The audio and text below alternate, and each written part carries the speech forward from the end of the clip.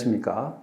저는 경북대학교 생명과학부 교수 이원아입니다.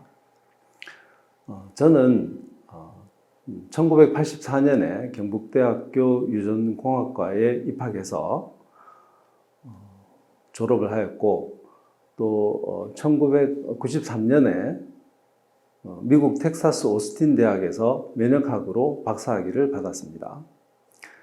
그 이후에 서울대학교 의과대학, 삼성생명과학연구소, 또 루이지아나 주립대학교, 그리고 미국 국립보건원 등을 거쳐서 2003년에 경북대학교에 재직하게 되었습니다. 그 이후로 지난 20년간 분자생물학이나 면역학과 같은 그런 전공 과목을 강의하고 있습니다.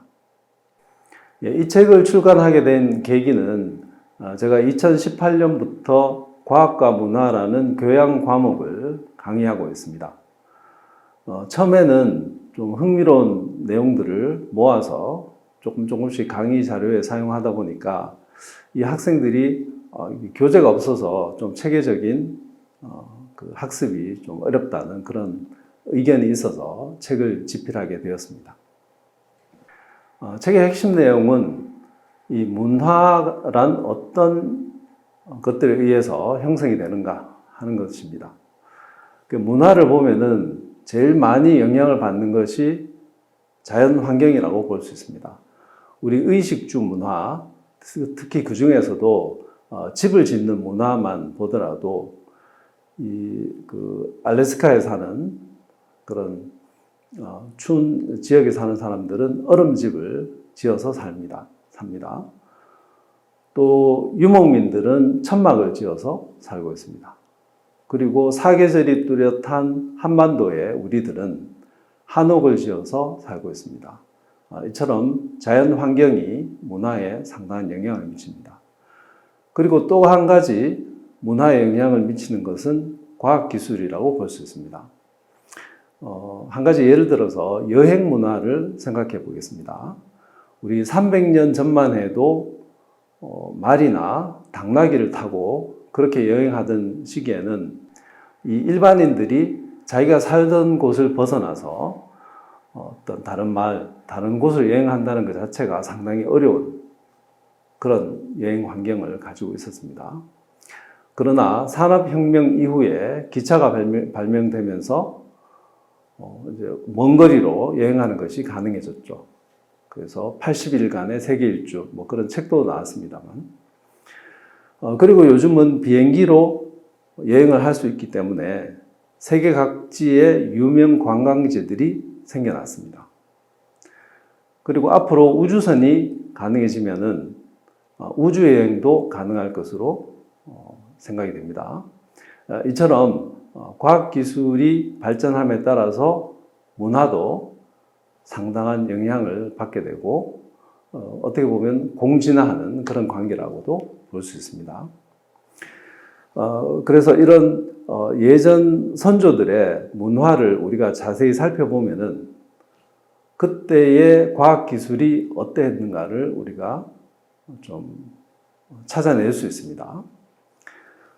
그래서 그런 것들이 책에 많이 들어있고요.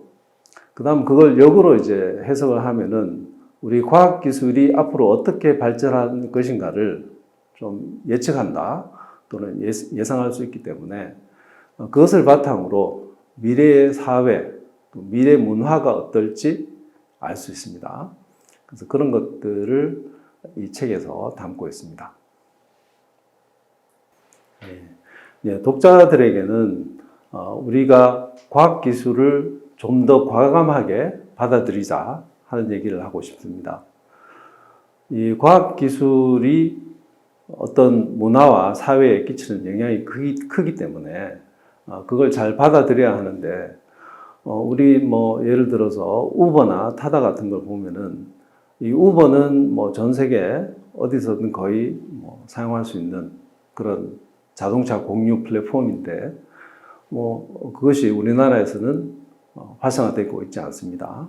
또 타다 같은 그런 공유 서비스도 몇 년 전에 대체 입법에 반대 입법에 막혀서 불가능해졌습니다. 그리고 원격 진료를 보더라도 세계 많은 나라들이 원격 진료를 허용하고 있지만 한국에서는 여러 가지 반대에 부딪혀서 아직까지도 잘 실행이 되지 않고 있습니다. 근데 이런 과학 기술을 과감하게 받아들이는 그런 자세를 가지지 못하고 그걸 배척하기 시작하면은 우리 뭐 경제라든지 사회라든지 그 문화의 발전이 느려지기 때문에 심각한 문제를 야기할 수 있다고 그렇게 생각을 합니다. 그래서 변화와 도전을 과감하게 받아들이는 그런 자세를 가졌으면 좋겠습니다. 예, 이상 과학으로 보는 문화와 미래 사회의 저자 이원하 교수였습니다.